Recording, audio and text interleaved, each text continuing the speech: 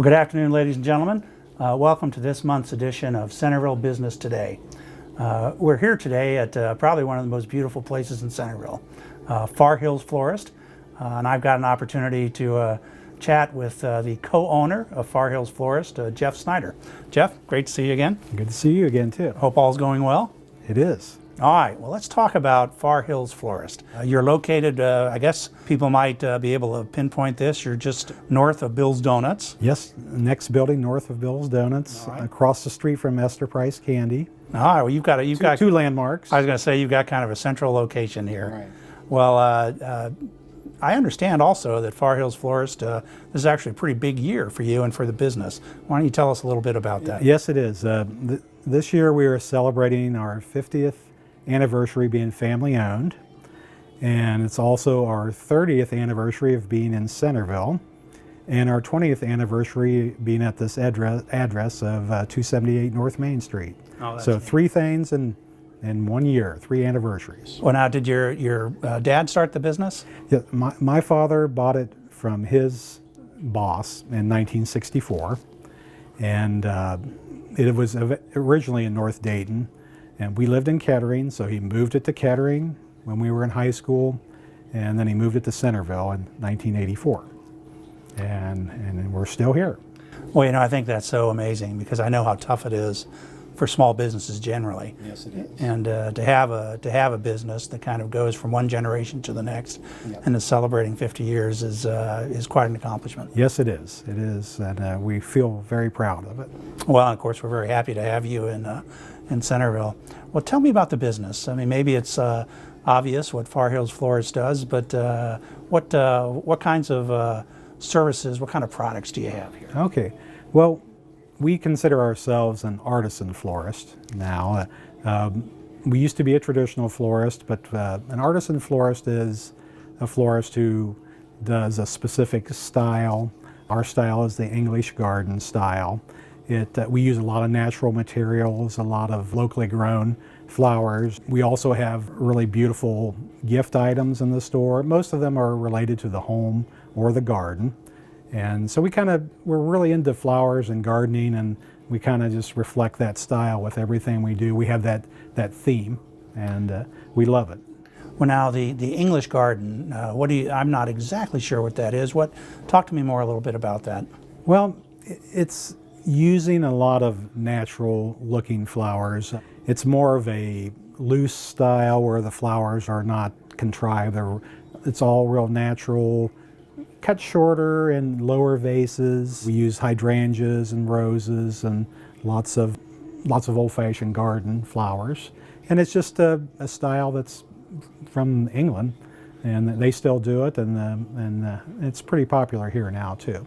Well, now, do you give guidance to homeowners as to how to set this up and help them figure out how to design it and how to organize it? Yes, we do. Actually, my wife goes to people's homes and helps them decorate their houses with this, and she also teaches flower arranging classes here at the store 2 nights a month to teach people how to do the style themselves. So she's doing that too, and that's how we kind of get the word out to people and get them interested in it.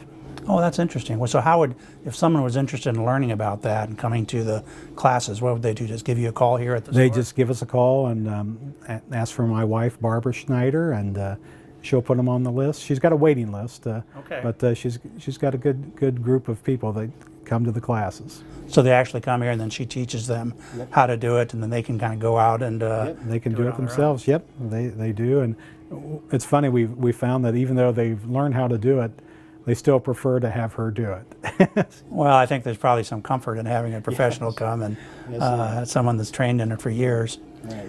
We had talked off camera about something that kind of intrigued me. You'd mentioned that the purchase of flowers is changing a little bit in terms of where you get them from. Do you want to talk about that a bit? Yes. When my father was in the business in the 1950s, all the flowers were grown locally, and you really had a limited selection. Whatever was available that season is what you sold and what you had, like mums in the fall, glads in the summer, and just that type of thing. So then as we developed our transportation system of of flying products from different parts of the world, growers started growing things in better climates. It started first in California, and then that moved on to other places like South America and Central America. And during that time, you could get anything grown anywhere. And it was great for a while. When energy was less expensive, it was great to get those products everywhere. But now, since the cost of fuel is higher, and people are worried about being green, now local growers are springing up all over, and they're growing the products locally. Farmers that some of them probably grow vegetables as well, or they're converting from food to flowers. There's actually, in Yellow Springs, there's a big flower grower there. He was a grain farmer, and he decided to grow flowers about 15 years ago. He still farms 1,000 acres, but he's got a huge greenhouse operation and grows lilies and alstroemeria, and his flowers are the best. We've got them from all over the world, and nothing compares to the flowers he grows here in Ohio. Well, that's amazing. So it sounds like it's gone more to using locally grown flowers Yes. for a lot of what you get involved in, a lot of what you sell. Yes. I would guess that it's interesting because obviously from using less energy, as you mentioned, there's a huge green impact or a carbon footprint impact on that. And one would assume that, of course, you're getting fresher produce. It's not being shipped up from Chile or someplace. Yes, they last longer. Yeah, Yes. yeah. Well, that's a great idea. I was not aware of that being kind of a new trend, but it makes a lot of sense, and it's good for the local growers, obviously. Good for the local economy. Yeah, absolutely, on a lot of different fronts. Right. That's it. You think that trend's going to continue then, or?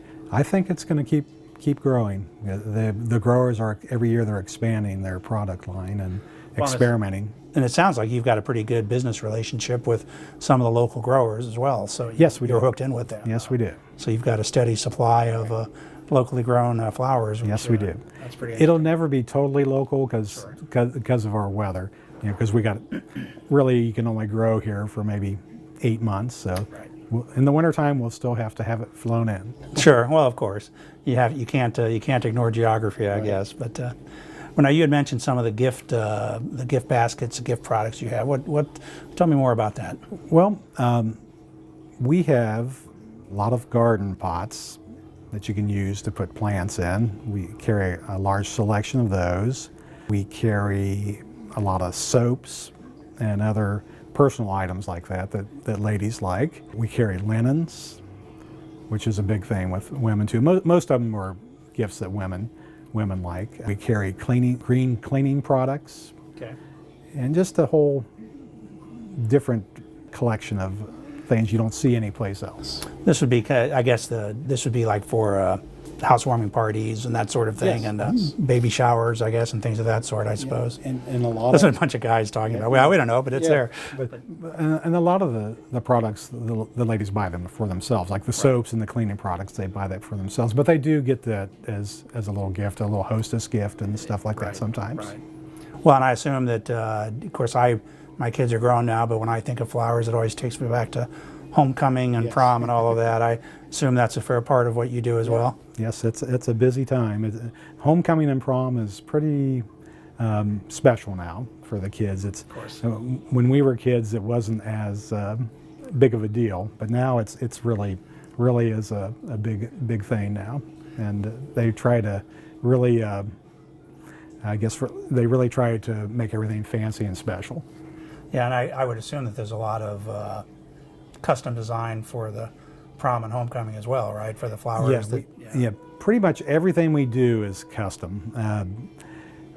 There was a certain type of florist that keeps things made up where people just pick it out and take it. But our clientele, they want something custom made for them. You can't be in a hurry. I mean, you have to come in and we have to make it while you wait. So it's one of those things. But people prefer that, and it's the same thing with kind of like a restaurant. They got to prepare it for you if you want something specific.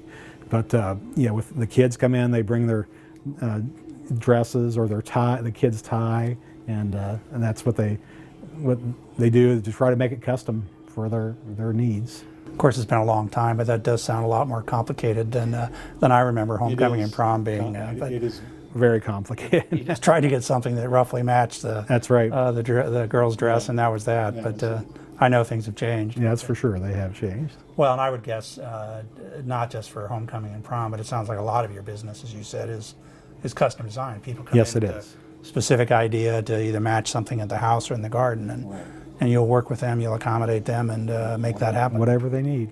Okay. Well, that sounds really fascinating. Yes, it is.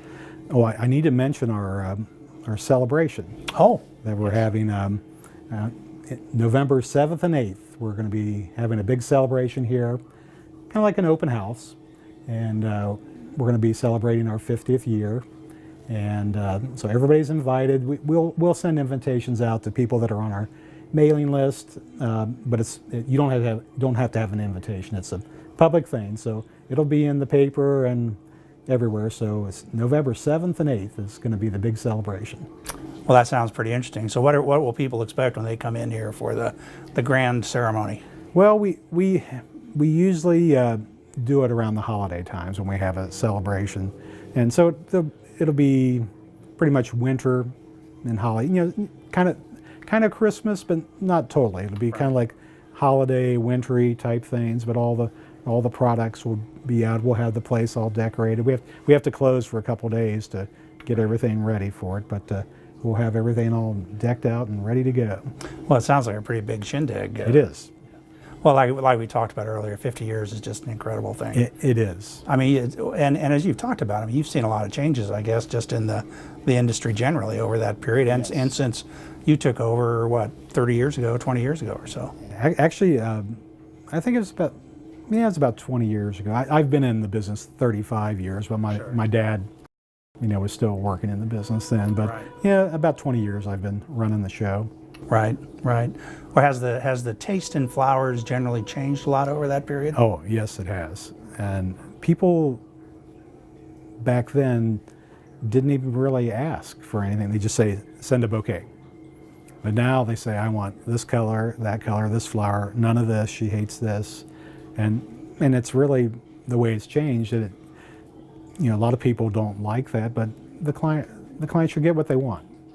They should get what they want, and we like creating something special for people because it makes it more memorable for them. Well, it sounds like you, and I don't want to put words in your mouth, but it sounds like you treat this as a work of art. Yes. It's not just, here's 12 roses for your anniversary. We think of it as an art, definitely. Well, I mean, the attention to detail and that goes into that, I mean, I think that shows in the product and shows in the client loyalty you have, because you do treat it as something that's important and not just a transitory thing that, don't worry about it, here's your lilies and come back when you need more. Right, and that wasn't me either, that was my wife. She's the one that trained me in that, because she's a detail person. Well, but that's a good thing. That's why, it is. That's why you guys are co-owners, so you can do this together. It was really, she's really the one, she's the one that has the style. And knows the style, and she's taught me how to do it. So. Well, Jeff, we're running out of time, unfortunately. I could talk to you forever here, but I want to thank you so much for inviting us in to your business here at Far Hills Florist.